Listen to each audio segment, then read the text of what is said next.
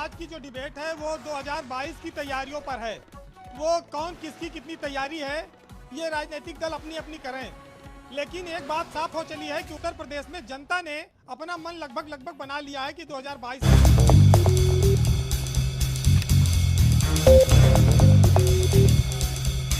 कोई चमत्कार हो जाए तो थोड़ा बहुत वोट इधर उधर हो सकता है, लेकिन कुल मिलाकर यह है कि जनता किसे जिताना है और किसे हराना है उसने ये मन बना लिया है। अब आज मुद्दों की बात थोड़ी होनी चाहिए थी।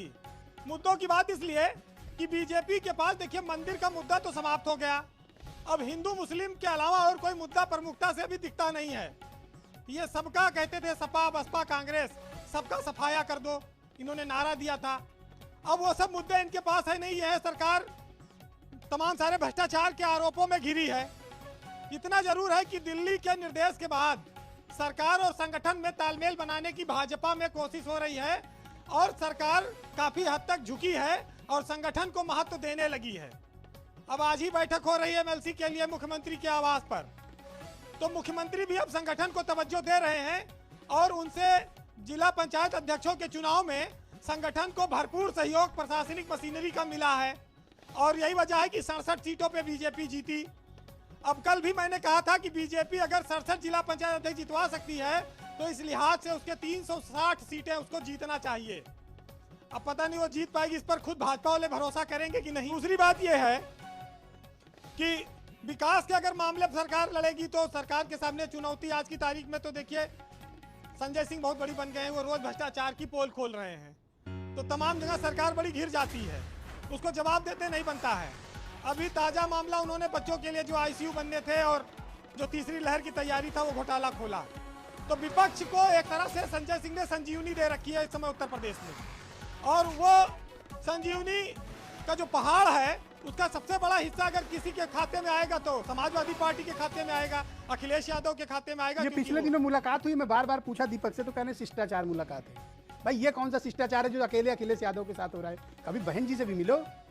भाई ये वैसा शिष्टाचार है जैसे बीजेपी में बहुत चल रहा था। एक महीने से दिल्ली के तमाम नेता आ रहे थे और बैठक कर रहे थे और कार्यकर्ताओं से पूछ रहे थे, क्षेत्रीय अध्यक्षों से पूछ रहे थे, पूर्व अध्यक्षों को बुलाया गया और सरकार के कामकाज की तमाम समीक्षा हुई और बाद में वही निकला। तो संजय सिंह अगर अखिलेश यादव से मिले तो उनका जन्मदिन की बधाई भी दे सकते हैं और शिष्टाचार भी मुलाकात कर सकते हैं, उसमें कोई बड़ी बात नहीं। नेता लोग बताते नहीं है किससे क्या बात किए हैं, लेकिन जनता के मन में क्या है, उसने वोट देने के लिए क्या मन बनाया, ये जरूर आपको देखना होगा।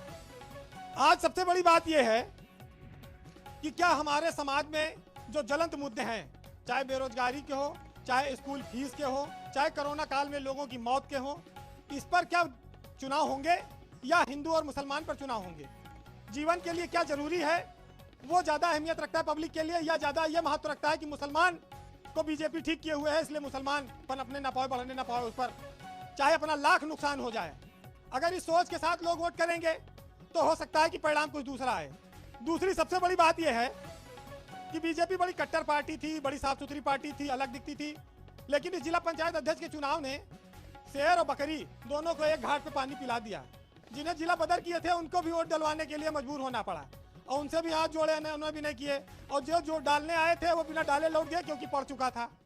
तो बड़ा सारी आपने स्थितियां देखी। ये बीजेपी समाजवादी पार्टी का बड़ा मजाक उड़ाती थी अखिलेश यादव का कि कोई तैयारी नहीं है, घर से निकलते नहीं है, तो फिर उनसे डरती क्यों है? आज उत्तर प्रदेश में उनके सामने कौन लड़ रहा है? और अखिलेश यादव छोटे छोटे दलों के साथ जो गठबंधन कर रहे हैं, बीजेपी ने भी गठबंधन किया, वो अपने साथ रख नहीं पाई ओम प्रकाश राजभर को। आज ओम प्रकाश राजभर हो, महान दल हो, या संजय सिंह मिल रहे हो, या अपना दल की दूसरा धड़ा मिल रहा हो, तमाम सारे, या राजभर जा रहे हो, या संजय निषाद ओवैसी आएंगे, संजय निषाद आएंगे, कौन कहाँ रहेगा ये समीकरण आगे तय होगा और उसी से चुनाव का बदलेगा माहौल।